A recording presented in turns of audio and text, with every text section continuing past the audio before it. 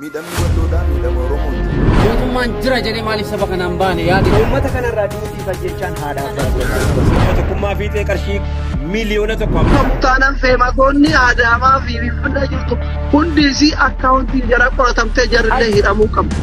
Lamatti gurraachatan irreen gadda bareedaa tokko turre magaala bareedaa wayii ture maaka gurraachatan mana hidhaa nyaanni hin jiru dhugaatiin hin jiru. Wanni man qabu shakkiin qabu. Wallahi lazim. Akkam turdoftoota kiyya bakka jirta itti dhageeffatan sinaa akka weechaaras viidiyoo biraatii walitti deemee jira. Viidiyoo kanatti akka bohaartan akka gammaddaa guddaan sirraa qaba. Namoonni chaanal kanaaf haaratan yoo jiraatan subscribe gochuun dagaritan mallattoo notification tuqaachuun barbaada. Yaada yoo qabaattan koomenti barreessaa gadhumaatti nafaana tura. Viidiyoo keenya gidduu kanaatiin egaa dhangaddaa dhimma walloo irratti hedduu siniif hojjedhan ture. Waa'ee dhimma akkaawuntii namoonni adda addaa bananii viidiyoo siniif hojjedhan ture. So har'a immoo viidiyoo hedduu wantoota namatti tolan wantoota nama Tintolerre hedduutu jira jechuudha viidiyoo irraa keessa. Keessumattuu dhimma gargaarsaa wajjin wal qabatee dhimma walloo wajjin wal qabatee wantoota sooshaal miidiyaa deemaa jiran baay'een isaanii waan jibbisiisoo waan fokkisaadha. Gara biraan immoo namooti gargaarsa deeman kan namatti tolu baay'eetu jira. Viidiyoon keenya waan baay'ee of keessaa qaba saniif nafaana tura. Bar walloodha. Otoo lafti soomaa garaasaa agabu Oromoon koo walloo rashanamuun qabu. Kan namaan barbaanne waan saatiin jiraata. Waraabessi guyyaa maaf walloo koo nyaata. Waggaa yeroo soommanaa eeggate adawwii walloo koo boqonnaa dhoowwate. Rakkateen kadhanne mana namaan dhayne eenyummaa isaa gatee dhugaa isaa irraa mayne an maaliin danda'a sila sumaan qabu garuu rabbiin kiyya guddaan furmaata waan dhabu wantan himaa jiru quuqama qomooti miidhamni walloodhaa miidhama Oromooti akka taane yoo beekne akka taanu wallaallu Oromoo koo wallootiif dura ta'uu haa yaallu wal cinaa dhaabbannaan fuuldurrii balloodha natti dhagahama anis baru walloodha. Akkuma beekamu uummata keenya walloo miidhamanii gara hospitaala Adaamaa dhufan gaa namooti hedduun gargaarsa gochaa jiru gargaarsi walitti qabamaa jira arsooti keenya beektooti hayyooti keenya abbootiin amantii hedduun naqanii gaafataa jiru. Koreen Hacaaluu Hundeessaa Faawundeeshiniis deemeetu gaarsoota keenya waliin ta'uun Hacaaluu Hundeessaa Faawundeeshinii bakka bu'aniiti kan isaan naqanii gargaarsa godhanii yookiin naqanii hubatanii uummata walloo keenya jajjabeessan jechuudha. dabalamii waan hin taane waan dhaloon namaa kun liqimsamnee fudhana uummanni sunis kana beekuu qaban. Yookaan miliyoononni gamana argan kun gaafa warri har'aa asitti gaafanne kun galu wajji galanii gara itti deeman haa barbaadatan kana jala Saayyoodha jechuudha ijaaramee achitti halkan guutuu deemaa bulanii bariisaas asin hospitaala kana dhufan. sana miti dirqama maaliif mootummaan dirqama isaan bahu mootummaan amma agammaatti tun dhagahin hafeeti moo saba isaatiif dibaabee kennuu qabu maaliif hin kennine duriyyeen gandaa daandii irratti kuttee uummanni kun nama bishaan dhabuuti ga'ee jira. Waan biraa haafuuti. Kun immoo dirqama mootummaa keenyaati. Kanaafuu mootummaan jira jedhee maaliif saba kanaan baane yaada jedhu irratti mee haasa'a. har'a mirgi dhala namaa biyya kana keessatti haa kabajamu irratti gubatan namni isaan gubees nuti nama ija tokkoon laala namni namummaa isaan haa kabajamu mootummaan dibaabee uummata kanaaf haa ta'u jenna. Dabarsee immoo nuti uummanni Oromoo nuti artistoonni Oromoo sagalee uummata Oromooti. Uummata Oromoo guyyaa qofa otoo hin taane halkan gurraachallee hin qaqqabne hamma hangochaa jiru homaa labsaa hin jiru. Uummata kanarraa duutiif jechaan haa dhaabbatu. Mirgi saba kana haa kabajamuu jechaa jira. Uummata kanaaf nuti sagaleedha moo sagalee miti? Waliin nu jiraachisu boriftaan illee sagalee taanetti fufnaa galatoomaa gara sagaleedhas sagalee qofaa miti. Sagaleedhas. Kan biraa immoo nuti akka artistiitti dirqamni nuti guddaan qabnu maalidha?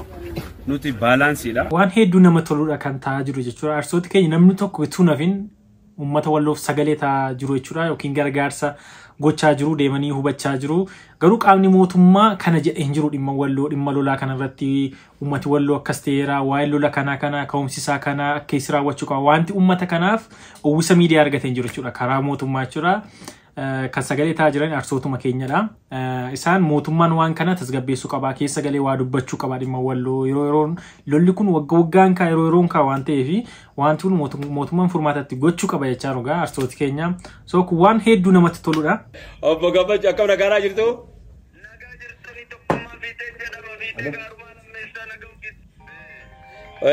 Baay'ee akka durii sana hin jiru. Beelaa miti amma rakkoo rasaasaa dhaamaniti karaa Affaariin malee karaa biraan qabanu gubbaadhaan karaan itti guramaa jira karaan tokkittiin jarri qabanu Affaartu karaa banee fi yeroo ammaa kana keessa karaa mana jalaa gubatee. Akaunti Hegere page Facebook Raya Bang Cara Jira. Hegere charity. Tole. Beri mereka? Ahmad Adam Haji Syukran. Ahmad Adam. Iya. Komisan Haji. Obbo Obsi Sabbar. Ijoollee TikTokii maqaa eenyuutiin godhu?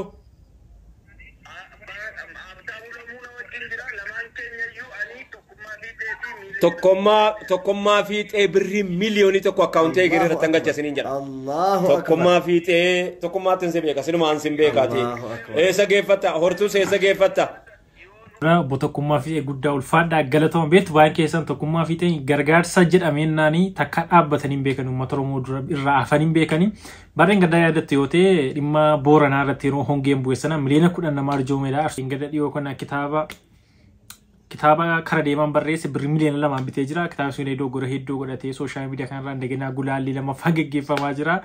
So namni kuni waan Oromoo fakkaatuu fi waan Oromoo jiwaa wal qabatu gaafa dhufu in arjoomaa jechuudha. Sanii guddaa ulfaadhaa bakka beetti sinii faguu sun jechuu barbaannaa galatooma. Warahmatullahi wabarakatuh. Akaunti Harawa. Asti gaafa deebinu immoo faazirii kana yookiin sheekii kana sooshaal miidiyaa irratti baay'een keessan argaa jirtu. Gidduu kana jechuudha baay'ee suurri isaan deddeebi'aa jira. Jaarsi kun sheekiin kun nama marara. Asirraa akkuma suura isaa asirraa ilaaltan jechuudha. Namooti baay'een sooshaal miidiyaa irratti sheerii gochaa jiru. Jaarsi kun birrii uummataaf walitti qabamee akkaawunti isaa irratti seeraan ala galee jedhanii hiisanii birrii nyaata jedhaniiti kan sheekii kana hiisanii guyyaa lamoo sadii hidhaa buleetu ba'e jechuudha amma. So namooti baay'ee irratti duulanii jaarsi kun hattuudha sheekiin kun uummata wal qabatee aca barbaree birrii nyaata jedhanii namooti hiisisanii jechuudha. Amma immoo akkaawuntiin isaa ilaalamee maal jedhamee namni kun mobiliisa ba'eetu jira mee dhaggeeffanna. Assalamualaikum warahmatullahi wabarakatuh. Akaunti Harawa bananiirani. Akaunti Harawa kun wanni barbaachisee fi wanta adda addaa uummata as keessatti sila yaalaa jiruu fi akka dhuunfaatti. Jechuu barbaadu dhaggeeffadha. Waan isin jechuu barbaadu keekkoon dhaggeeffadha. Namicha boru ganama gadhiisa. Birri irraa nuu fuudha. Mana unjetta waan hidhe. Ay maallaqa nuti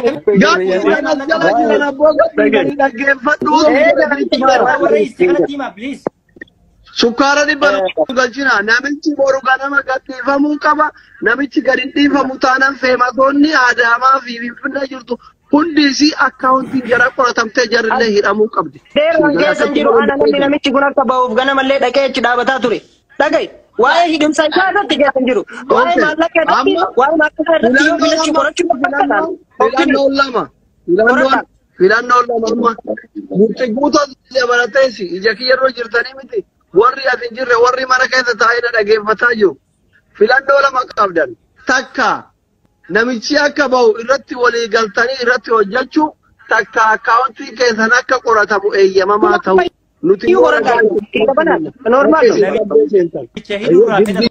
Akkuma sirraa argitanii namooti warri kun warra wanticha ajandaa godhatee deemsisaa turedha jechuudha.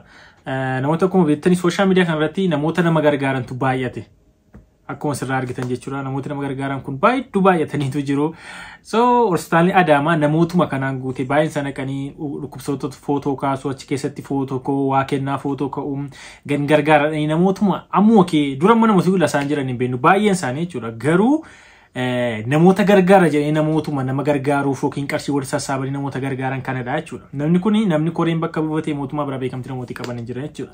Akkaawuntiin baname osoo jiruutu kan gargaarsaa suni akkaawuntii biratti bananii karaa sheekii kanaanii jechuudha. Sheekii amma jalqaba irratti fidame kanaanii. So achirratti akkaawuntiin suni akka birriin galu godhanii. So sana booda jedhuma deemanii sheekichuma deebi'anii hiisisanii. Waan kana godhe sana godheessa waan keessa waan sooshaal miidiyaa irraa arginu jechuudha kuni. So dhumarratti sheekii kana maqaa balleessiidhaan sobaanii qarshii nyaatanii hiisisanii. Abbaan hiisimallee ifan taane isaanuma keessaa ta'a warra barsiisuma keessaa ta'uu danda'a jechuudha. So amma immoo jaarsi kuni bilisa ba'eetu jira jechuudha. Hidhaa dhaabee akkaawuntiin isaa ilaalame birrii 66,000 irratti argame. Sana booda birrii sana immoo akka gargaarsaaf oolu godhame namoota irratti gashan jechuudha. Namni kun miskiinadha. Namooti baay'ee dubbata. Amma deebiin jaarsa kana buukii bananii jaarsa kana gargaaraa jiru jechuudha. Jaarsa miskiina kana xoominaan guyyaa 3 hidhaa bulchan jechuudha. Walumaa gala namooti gargaarsa gootanii yookiin namooti nama gargaaruuf barbaadan gara fuulduraatti isa ta'uu namuma rakkate kamiin iyyuu namooti gargaartanii nama irratti gashitan sana adda baafachuu yookiin kallattiidhaan nama sana bira akka ga'u hin ga'us adda baasee nama gargaaru qabdu jechuudha. Callisanii akkaawuntiin sooshaal miidiyaa irratti maxxanfameef birrii gashuu miti. Abaluu nan gargaara deef gargaarate nama sanatti geessu miti jechuudha. Namni nan gargaara jedhu siniyyuu gargaarsa barbaada nama barbaadu ta'uu danda'a jechuudha.